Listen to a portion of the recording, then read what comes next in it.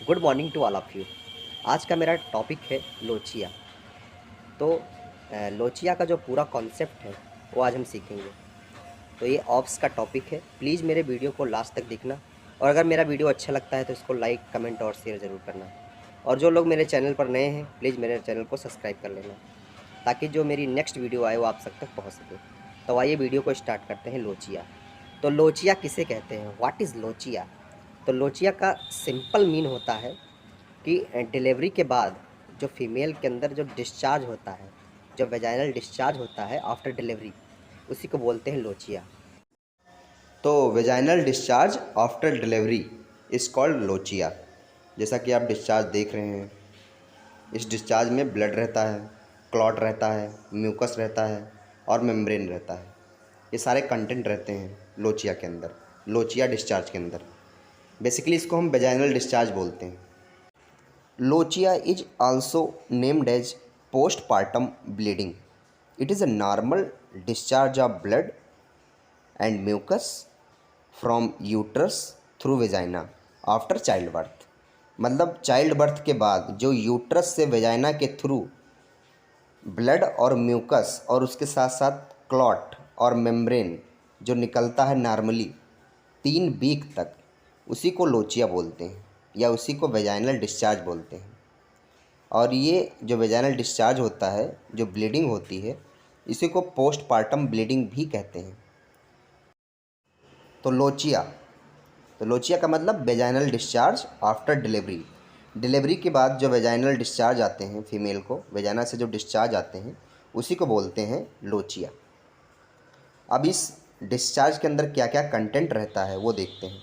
इसमें endometrial tissue रहता है, ब्लड रहता है और लिम्फ रहता है, और इसके साथ साथ स्टार्टिंग में क्लॉट रहता है। स्टार्टिंग में ये सब नॉर्मल प्रोसेस है।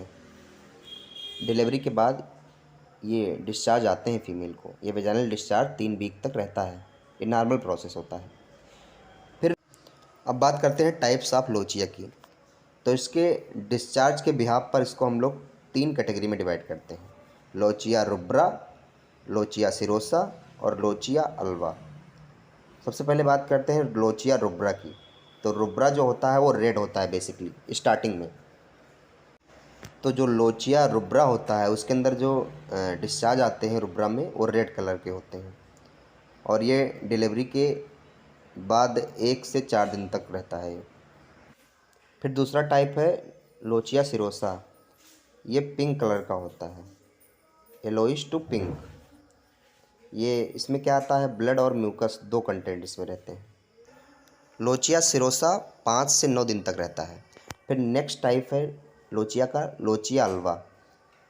ये क्लियर रहता है, एकदम क्लियर रहेगा, कलरलेस रहेगा, एकदम वाइट रहेगा, और ज़्यादातर इसमें म्यूकस रहता है। मोस्टली इसमें म्यूकस ही रहता है। और जो लोचिया अल्वा वाला डिस्चार्ज है ये 10 से 15 दिन तक रहता है। फिर नेक्स्ट डेफिनेशन लिखी हुई है लोचिया की। डेफिनेशन: वेजाइनल डिस्चार्ज, जैसा कि मैं बता चुका हूँ, वेजाइनल डिस्चार्ज में क्या क्या रहेगा, उसके साथ क्या क्या चीज़ें रहेंगी, कंटेंट क्या रहेगा वेजाइनल डिस्चार्ज में।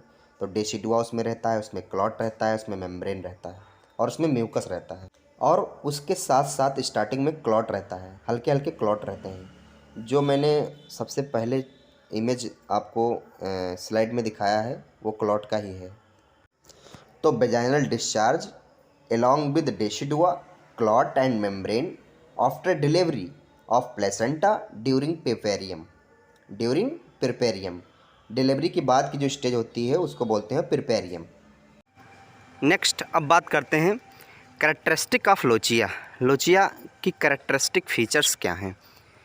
तो पहला पॉइंट है, should not B excessive in amount. Lochia excessive amount में नहीं होना चाहिए। मतलब जो वेजाइनल डिस्चार्ज है वो एक्सेसिव अमाउंट में ना हो। जितना उसका डाटा है, जितना उसका ड्यूरेशन है, जितना उसकी वैल्यू है, उतना ही होना चाहिए। नॉर्मल इसका अमाउंट टोटल 250 ml होता है, और ड्यूरेशन इसका होता है 3 वीक, 3 वीक तक होता है। 3 से 4 वीक तक अपन नॉर्मल ही मान के चलते हैं। फिर नेक्स्ट है, should not have an offensive order, मतलब बदबू ना करे ये। फिर नेक्स्ट है, should not contain large pieces of tissue और ब्लड क्लॉट। अगर स्टार्टिंग में रुब्रा वाली स्टेज में, रुब्रा वाली डिस्चार्ज में अगर ब्लड क्लॉट आ रहा है तो ठीक है, लेकिन वो भी लार्ज अमाउंट में ना आए, है ना। उसका जो टुकड़े हैं, टिश्यू के जो पीसेज हैं, टुकड़े हैं, वो लार्ज अमाउंट में ना आए, उसका कंटेंट लार्ज नहीं होना चाहिए। फिर नेक्स्ट है should not be absent during the first 3 week, मतलब डिलीवरी के बाद 3 वीक तक डिस्चार्ज आना कंपलसरी है, ये होना चाहिए, है ना। वो बॉडी की जो गंदगी है वो साफ़ हो रही है, तो ये एब्सेंट ना हो, तब वो कैरेक्टरिस्टिक मानी जाएगी लोचिया की। फिर नेक्स्ट पॉइंट है कैरेक्टरिस्टिक में should proceed from rubra then serosa then alba. सबसे पहले रुब्रा होना चाहिए, फिर सिरोसा और फिर अल्वा। फिर नेक्स्ट पॉइंट है कैरेक्टरिस्टिक में should proceed from rubra then